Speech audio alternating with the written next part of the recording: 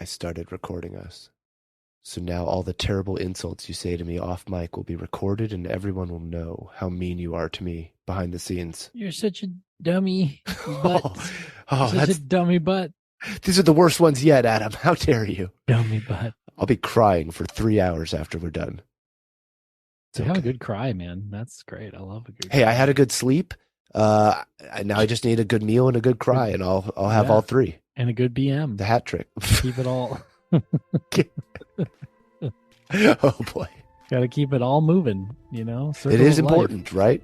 That's right. There's pleasure in all things.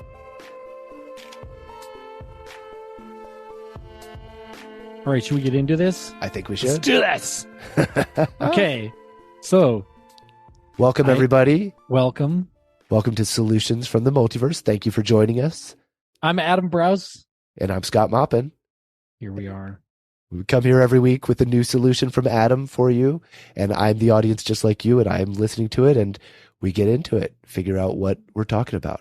So welcome. Yeah. Try to figure out if it's a... Generally, we're like developing the idea a lot, actually. Mm-hmm. I come in with just an incipient little notion. And then you have to hold fast while I try to knock you over every which way on your... Usually you do a good job, because then because I'm very flexible. I always, I change my opinion fast when new evidence comes. So when you say something, I'm like, oh, we got to change it then, So we change it. Yeah, we change it a lot. We haven't really just completely hit a wall so much on any of them yet. Well, there is the lost episode that we will never speak of. We shall never speak of that. Maybe if we ever open a Patreon, we could do it again. We could do it again. I think I do better. Yeah, we do better. Yeah, we do better. I do better too. We both do better. But what do you have for us today, Adam? The screen. So this one's a little bit, we're going to try to stay on the light side of the road here. Okay. But, okay. It's sad though, because because gun violence is a horrible problem in America. Of course. Yeah. Horrible problem. And we're going to try to provide a little bit of a solution to it. Obviously common sense gun laws is the real solution, and that's what everyone should be, voting for and promoting and everything. But there's stuff we can do on the demand side, right? That's kind of the supply side of fixing it. But maybe there's something we can do on the demand side, So two things. So we have to have a couple facts in the mix in order for the solution to make a lot of sense. Okay. So the solution is baseball bats. Okay. So we have to start with the solution. So baseball bats are the solution to several problems. Many problems. See which one this one is. Not least of all, playing baseball. Yes, they're very helpful in that. Yeah, it turns out I read this statistic that in Russia they sell 500,000 baseball bats a year and only 6,000 baseballs.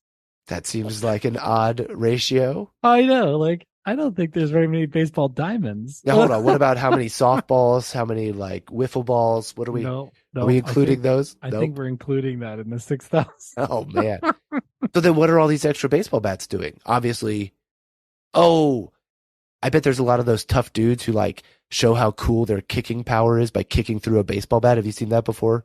They they have someone hold a baseball bat and they kick through it, and you're like, yeah, it's impressive, but it looks like it hurts, and you just wasted a baseball bat. Used a baseball bat. Used it, yes. So you put it to great use. That might be why it is. Russian karate demonstrations, you think? Yeah, a lot of Russian karate demonstrations. I think the answer is right. They're using it for self-defense or self-offense. Self-offense. Thugs are have clubs. Baseball bats are just clubs, right? Mm-hmm. Really, really nice clubs. They're really well-fashioned clubs, and they're very intimidating. They're terrifying. If you're someone brandishes a baseball bat at you, especially a full-size one, you are gone. You are not engaging with that person. Yeah, that doesn't sound like a fun person to tango with at all. Unless you have a gun, maybe then you're shut up. I have a gun. But now you're pulling a gun on someone. Better to just leave. So baseball bats. But what I'm saying is that basically the solution is a lot of people buy handguns for personal safety. Mm-hmm. The problem is 2/3 of gun. So there's 40,000 gun deaths a year. And then there's probably 4 or 5 times that many gun injuries. So, it's a lot. But 2/3 of the gun deaths are suicides. Mm. You cannot kill yourself with a baseball bat. It would seem very difficult. It would be. I mean, you'd have to rig up like a Rube Goldberg machine where Rube Goldberg. You start by cracking an egg, and then 15 minutes later, all the gears baseball turn. Bat whacks on your head, and you die. You'd have to really get whacked hard to die too. The detectives are like, "This is a new one, and it's very odd." I guess this was a murder. Really, you think this was a murder? It's pretty elaborate. They're like, "Have you heard of this guy Jigsaw? This is his whole MO. That's what he loves to do." Yeah, elaborate Rube Goldberg murder machines. Yeah. So baseball bats. Okay, we're going to talk about. There's another thing too, but baseball bats. So basically, yeah. So basically, let's say, like, I have a friend. He's a little crazy. Like, he's like a right winger guy, and he's like, he's very pro Second Amendment, which I think is great. Fine. Okay, guns, interesting. It's fine. Mm-hmm. There's this kind of argument on the right that like guns protect our liberty because they're kind of like a last line in the sand against the government being, oppressive. That actually does, I think, hold weight historically. And if you look internationally, it does matter. Like if the people are armed, the government kind of thinks twice before it tries to like, declare martial law and like take crap over. Okay. So in a way, they're not wrong. And actually like, but then we have the problem with the violence of having guns. Sure. Yeah. Collateral damage of that. So there's gun nuts, and they have like 100 guns. I don't know what we're gonna do with those people. I actually think those people are probably not always the most dangerous because they like take care of their guns and probably are pretty careful with them. And the real problem is the suicides. That's really the problem, And then we have mass shootings. That's horrible. I don't know exactly where I can't really speak to mass shootings in this episode because I don't actually know how they work. Like, I don't know. Obviously, the background checks and, common sense gun laws and raising the age of owning a gun to like 21, all those things are smart to try to reduce, But let's just talk about the suicides part because that's actually, in some ways, in terms of numbers, the bigger problem, even though mass shootings are horrifying and sort of crazy seeming. Suicides are actually the bigger problem. So let's say you're like my friend and you really are like concerned about crime and you're kind of a right-wing guy. So you like the idea of guns, but the statistic, that if you own a gun, it's more likely you'll use it on yourself or someone in your family will use it on themselves or on each other, right? On accident or something. It's horrible. It's horrible. You shouldn't have a gun in your house. It's It's totally unsafe. Even if you try to lock it up and blah, blah, blah, blah, blah. Kids get into everything. I knew how to get into all my parents' stuff. Yeah, right. Almost better than they did. You know what I mean? Like, if you go crazy and want to kill yourself, God forbid, anybody does, then you know how to get into it. You made it. You made the lock. You made it all. Yeah, and that is what I've heard is that the main thing when that's a situation someone's dealing with, one of the main things that prevents the suicide is just time. Having it be farther. It's a harder thing to get to the thing that would end your life, and so if it's farther away or if it's not right up, then it ends up saving lives. It does. It totally does. Yeah, just not having a gun around saves lives in terms of suicide. And people don't want to believe that or understand that. And I think also maybe on the right wing, there's a lot of like taboo around mental illness and suicide, and they don't want to talk about it. Right. But we can talk about it and just say it would be good to just not have the gun around. But you're concerned about protecting your family and crime, and I don't know, you have this sort of vision that someone's going to invade your home or something, which also is statistically almost impossible, it's like totally irregular. But you're fearful. You have fear. People have fear. They live with fear and they want to feel reassurance. Buy a baseball bat. I do this. I have a baseball bat that I bought for this reason, and it works. You use it? No, I haven't used it on anyone, okay. But I feel reassurance, right? I hear a bump in the night. I can you have your bat. I can pick up my baseball bat and walk around my house and be like, everything's fine, because everything's fine most of the time anyway. It's just a bump in the night. But the point is reassurance. I hide it. I put the baseball bat under my bed on my side of the bed. So no one's going to get it. No one sees it. It's not like in the corner where, it could become kind of but if that was a gun, then I might be safe, but then there's all these other risks. Mm-hmm. Not that everyone, it's just suicide's a dangerous thing, and human beings act erratically, and they have moods, and they go through these weird moods and phases, and it's dangerous to have their world be dangerous for them at those times. So you just want the world to be like safe around them. at all times, so that if they're in a mood like that, no suicide occurs. What we need to do, I think, because some of the deterrent with guns is being able to, if my understanding from movies is correct, and it almost always is. Yeah, right. That's where we get the best information. Yeah. You need to be able to fire the gun in the air, and that is a deterrent. Like, people know now you're serious. So what we need to invent maybe is baseball bats that have some sort of a popping noise. Pop up. Like so that we can so people hear it and they go, oh, that's a baseball bat. Like, that's a baseball some sort of an identifiable, like maybe it just says bat, like really loud. It goes bat. Yeah. Then people know there's a bat coming. Like oh, that's like true. Oh, that's a good point, man. They might think it's a bat coming. You know what this sounds like? You were saying that there were 40,000 deaths in 40,000 gun deaths a year.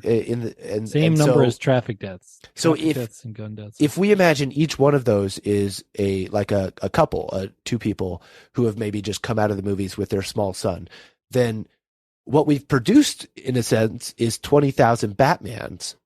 And what you're saying is bats are the solution to this. So I'm thinking that maybe we're both thinking along the lines of making Batmen happen in reality. Just different kinds of Batman. Different kinds of Batman. Yes. You want to kind of find the bright side of the road of the 40,000 gun deaths to make 20,000 Batmen. Dude, the whole thing year, is Batman every year. That's a lot of Batmans. Look, not just 20,000 ever. Crime there would be. Every city is going to have skyscrapers just so you can swing around them on your things. And the whole thing with Batman is he's all alone and he's so lonely. But if there were like 20,000 of him, he could have like happy hours and hang out with his friends, and all the Batmen would be together, and they'd be much more well adjusted emotionally, I bet. This is where you were going with this, right? I imagine. This is the direction I'm going, because that's why I brought up bats. So I like that. So if you have bats, you could have them as protection. Would protection bats look or be different than sports bats? No, you can just buy a sports bat. Okay. Actually, there's different sizes of sports bats, so different sizes of like protection you want. Of course. I actually bought a medium-sized bat because you can't swing a full-size bat in my house. Like, there's hallways and walls, and so if you wanted to maneuver, if someone was actually there and you wanted to brandish it and be like, get the hell out of my house, you wouldn't want this like giant full-size, and be, NFL. You have a series of bats of different sizes for whatever your environment is. Different levels of engagement. Okay, so here's my outside bat. Okay, so here's another solution. So this is in the same vein. It's one solution, which is, let's not buy guns. Let's buy alternative non-fatal forms of self-defense. Mm-hmm. So I found out that there's actually really high quality made air pistols, like pressure, like air guns that shoot pepper spray bullets. Whoa. And they're non-lethal, but they shoot over 100 feet. So you can shoot all the way across, I'm imagining you get hit with this little like compressed thing that on impact kind of poofs into a bunch of molecules that I then breathe in and start coughing and sneezing and whatever pepper spray. Yep. Oh, cool. Isn't that cool? So if you're concerned about self-defense... It doesn't seem so cool to get hit with those, but... No, but if you're concerned with self-defense and you don't want to feel like, I don't want to have I don't want to ever have to... You might want to intimidate with a baseball bat, but what if you wanted to just like, I don't want to engage at all. I want to be 100 feet away from somebody if I'm going to have to engage with them violently. I just want something that shoots something all the way over at them. Well, you could use this pepper spray pellet gun, and and it looks just like a gun. I mean, it looks like a huge black gun. Right. And you could point it at them and be like, get the hell out of my house. But no one can commit suicide with that. No kid can kill themselves, hurt themselves with it, or shoot their friend with it or something. And it only costs $300. It costs $300, but guns cost way more than that, Yeah. And it's a pretty amazing. And the reviews I was looking up online, the reviews are very high. People are like, wow, this thing like shoots really far, really precisely. It's very strong. It works. They were like, this is does its job. It's really good. Was there ever like a weapon you would watch as a kid, like on movies or TV that you nunchucks? Were like, nunchucks? That was the one you Absolutely. wished? I still watch those videos on Instagram where they're doing nunchucks, and I'm like, God, I wish I knew how to do nunchucks. Yeah, I feel like the learning curve on that would be so painful. Like you just crack yourself in every body part over and over again until you learn not to. Oh, Yeah, You know what they nunchucks would be don't? cool. I asked the company though, who does these they're called Salt, like assault, I think, but Mhm. Salt, and they make these pepper spray pellet guns. There's a couple companies that do it, and Oh, that's cute though. I Salt for a pepper Salt, gun. Get yeah. it? Oh, maybe that's why assault pepper. Oh, that's funny. That's funny. But yeah, I asked them, and they responded right away. I said, "Do you guys have rifles? Because it would be cool to really be able to shoot like far. But I think with the compressed air, you can't really get it to shoot more than like 100 feet. That's pretty far.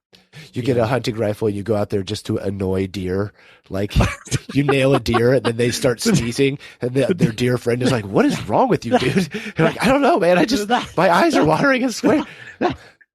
You get the sport. But you know, sure. you never know, especially in America where we're not, it doesn't seem like those in power are like thinking ahead and trying to like reduce the likelihood of bad things happening. You know, like look, we had SARS hit the world, 10 years ago, and then we had Ebola hit it 6 years ago, and then we still weren't ready for COVID. That's insane. Like we've had many like warning signs. Scientists have always said every year I was teaching my students, we had a computer simulation project that was simulating a virus that came out. Like people knew that, and we didn't prepare for it. It was in the zeitgeist before it happened. Like people and we just saw didn't that prepare. as a weakness. Sure. And yet we spend so many hundreds of billions a year on fighter jets that we never use. And yet for the price of one fighter jet, we could have like total pandemic preparedness and save trillions of dollars of economic value and human life. But I mean, I might be in favor of fighter jets because without any fighter jets, I don't get to go to watch Top Gun Maverick, and I don't get to learn the lesson that jets go vroom. Like Tom Cruise taught me, jets go vroom. And that's an important life lesson that I would not know without the existence of fighter jets. So I might be on board there, but I've seen the light. The scales have fallen off my eyes. Fighter jets. We should have lots of them. Also, they just shot the UFOs down with fighter jets. You see that? Yes, and the balloons. The balloons. I can't wait UFOs. to see. Well, the balloons, yeah, but the balloons we know what they are. I'm interested in the UFOs. What the hell are those things? Well, then they would just be FOs after. Have they No, I guess IOs. No, they're just O's. Now they're not even flying. That's true. They're just O's. We've identified the O's. The objects. Now, speaking of aliens, when I think of alien movies like Independence Day, they stopped that with fighter jets, but Signs, the aliens in Signs, they used baseball bats. Like I think we have stumbled into actual legitimate alien defense systems, which are fighter jets and baseball bats. Both of them have been shown very clearly in big movies. Remember when he punches the alien? That's so funny. I do remember that. Will Smith. It's not really very believable. Those exoskeletons looked legit hard and strong and mechanical. And then he just like punched him with his bare fist. You don't think he has punching? We have records of, Will Smith went on to be the Muhammad Ali. Most famous punchers. Well, yes, that too. But he embodied Muhammad Ali, who is a punching person. I think that's called a boxer. But is that the politically correct term now for a boxer? A punching person? No, that just sounds like a better word. I should use that. Boxer. I thought that was people who put things in boxes. But no, that's called a cardboardizer. A cardboardizer, right. Of course. A quadratarian. Yeah, quadratarian. Someone who puts things in boxes. Yeah. There's not me. I think outside of the box. I don't know anything about that. You're an anti-quadratarian? I wouldn't be able to tell you anything about what goes in a box. That should be the scientific name for someone who thinks outside the box. Anti-quadratarian. Mm-hmm. That's funny. That's a good word. That'll catch on. Do you know where the original term "think outside the box" comes from? No. I've been told that it came from a riddle. So all you do is you draw 9 dots in a square. So you do 9 dots with a center dot. So 1, 2, 3, 1, 2, 3, 1, 2, 3. 3 rows of 3. Okay. In a square. And then you try to, without lifting your pen, you try to hit all the dots with, I think, 3 lines. I see. Or 4 lines. So you can change direction of your pen. You have to draw straight lines. You can change direction and draw 4 lines, but you can't lift your pen. Mm-hmm. And so everybody tries to stay in the box, and they can only get you can get 8 of or 7 or 8 of the dots. But actually, if you think outside the box and you draw your line past the edge of the box, then you can actually create a shape that hits all. That's what you have to do in order to be able to complete the riddle. Yeah, nice. Exactly. I think that's where it comes from originally. Yeah. Sweet. Think outside the box. Yeah. Very cool. So yeah, but pellets spray guns. Oh, go ahead. Yeah. So, I mean, the idea is alternatives that suit the purpose of what you would have a firearm for, but self-defense. don't have all of the negative side effects of having a firearm close to a person who might not be beneficial. You know what I mean? And even if you think you're of sane mind and you're fine and you've never had problems with that and with mental health stuff in the past, that's no security for the future. And so, it's better to just be safe and have, but you still have these self-defense. So I think most people buying a gun are not like, I'm buying this to protect myself from the government. I mean, I'm sure people are like that, and that's fine. Then they should buy guns and start militias and lock them up and be careful with them and practice all the right security system, with it. But I think a lot of people are like, well, it's good to have a gun to be safe, and maybe a lot of people have guns underneath their seats in their cars to stop carjacking or to just have a gun in their car. I had a friend who was a car valet, and he said if you reach down into like a bunch of cars, like he didn't ever do a full study, but it was like he was like more often than not, if you reach down underneath the seat of a driver's car, you'd find a gun. Whoa. Yeah. That is wild. I know. That's crazy, right? That's a little scary to think about in America. Yeah, but okay. Exactly. So like when you get into this is why you don't just get into road rage with people and like honk at people or throw them like weird gestures. Cause I'm like, I don't know who's in that car or what their temperament is. Exactly. But if that gun underneath the seat, maybe it's people's choice. They feel like they're in danger. Okay. Put a pepper spray pellet gun underneath your seat. You can do this now. No danger of anything else bad happening, and you are protected because nobody wants to get shot with these pellets. They leave huge welts when they hit, and they burst into pepper spray. It's horrible. It's not fun. That would not be fun.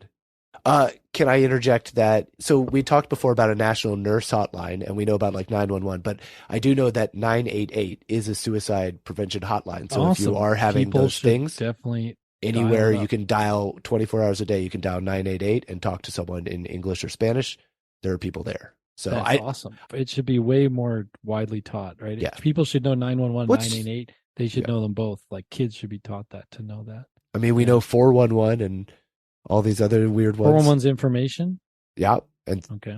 I used to know all the different star ones when we had star ways to like call someone back or hide your ID on their caller ID. Old landline tricks. Do you know what I'm talking about at all? Like I do. Star 69. Star 69. Jinx you. And I have to punch you next time for talking. Oh, no. All right. You jinxed. Bam. Good luck. I'm going to have a baseball bat so that you're not going to want to punch me. That's what I think. I'll have a pepper spray gun. It's just like the Butter Battle book. We're back to the Butter Battle book.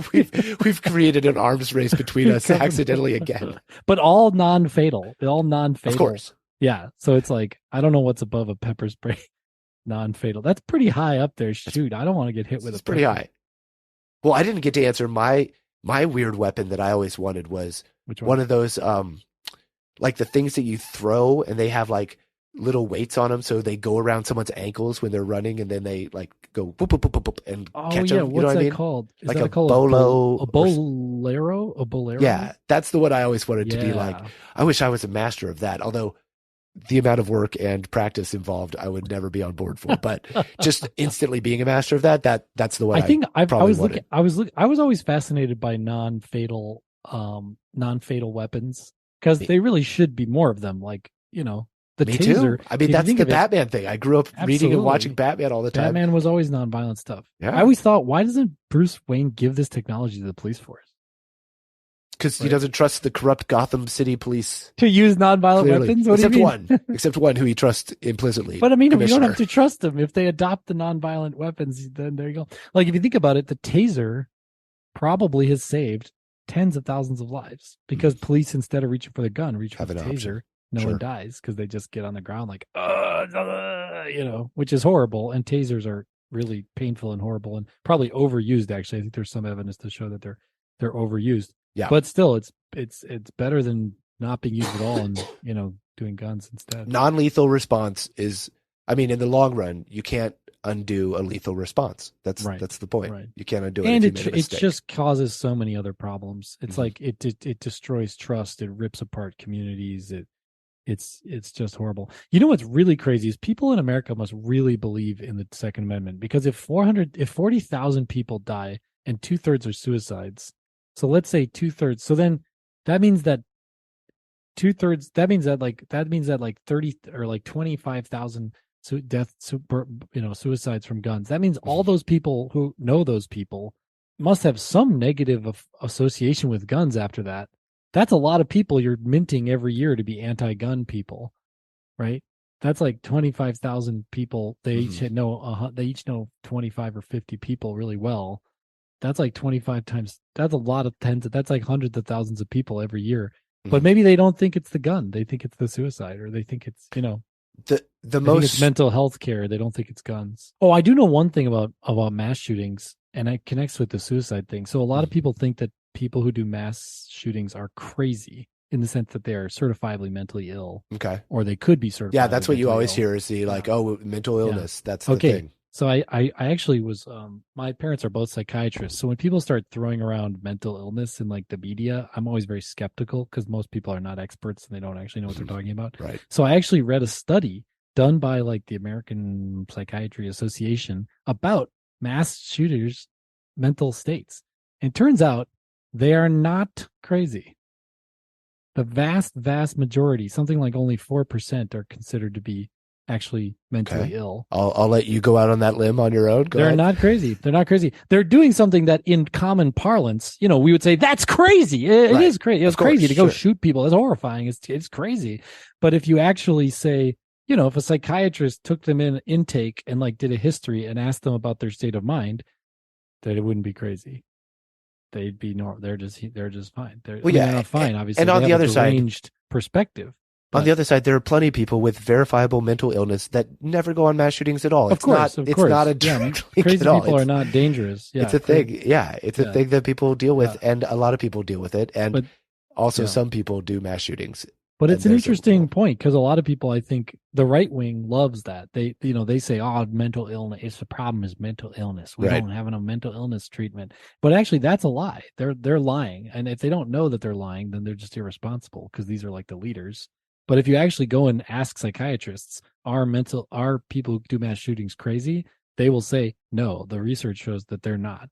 And which means that it's not mental illness. It's not mental. If you screen from the whole country for mental illness, you wouldn't prevent more than 10% of a very small number of the mass shootings.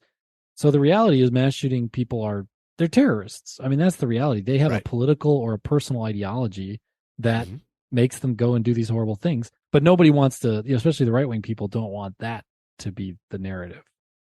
They don't want the narrative to be, a whole bunch of mostly right wing people get this ideology that then permits them and promotes them to go and like kill people. Well, sure, because that would require more self-examination than just saying, it's a crazy person. They're crazy thing. Right, exactly. There's nothing that I could have ever done to help the situation. Exactly. It's disempowerment on purpose. Exactly. So that's kind of an interesting thing to remember too when people hear about guns. And I'll drop the link in the show notes to that study, so people don't just have to take it on my my word. It's actually an interesting study, because we all hear that, they're crazy, and they are crazy in the common parlance of the word crazy.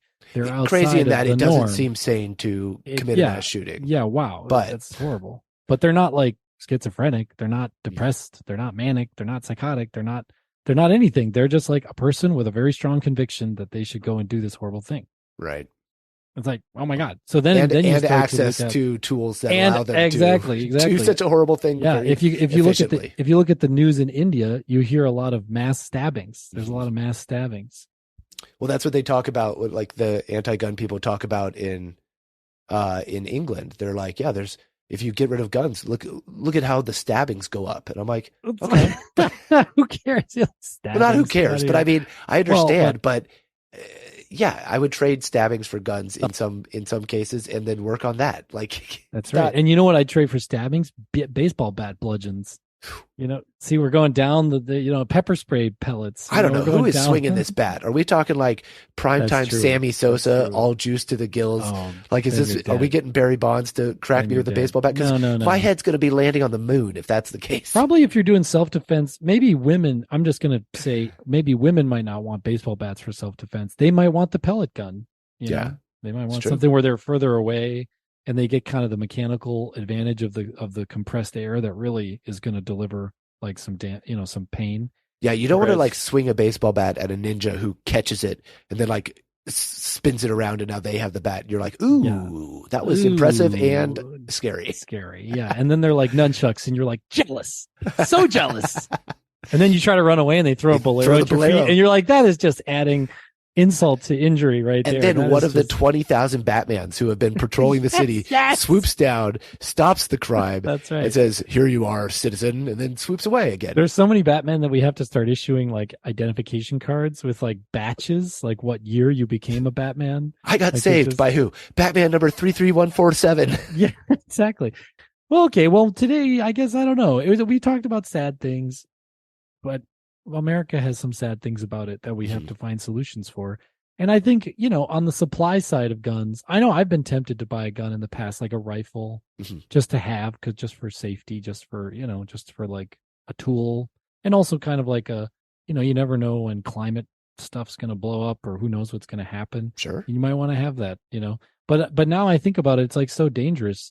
It's better to just have something that's less dangerous. Well, you're imploring people to consider a middle range alternative. Like if you understand that people want to feel security or feel what a gun would provide, but you're saying here's some options that might let you feel that security and have that ability without the added danger of something so lethal, so close, and so readily available. If you get the pellet gun, still use a lot of security. Kids could get into that and really hurt themselves and maybe even and if it looks like a real gun and I go out and a cop sees me holding this, that might be a problem for me too. So be careful with it for sure. Yeah. Lock it up. Keep the ammo separate from it. Keep the, and it has these compressed air things. Keep those separate, but then how do you use it when someone breaks into your house? I mean, that's the problem is everybody keeps things close by because they want to actually use it. Right. So, but if you're going to put it under your car seat or something, anyways, it's better than a gun. So we'll just leave it at that. Okay.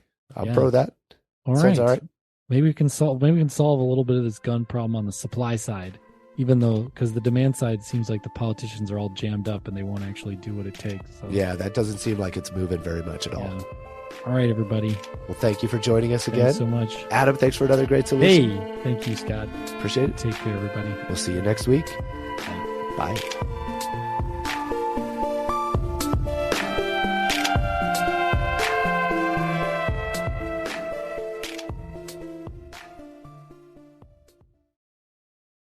Hey there, thanks for listening to that episode of Solutions from the Multiverse.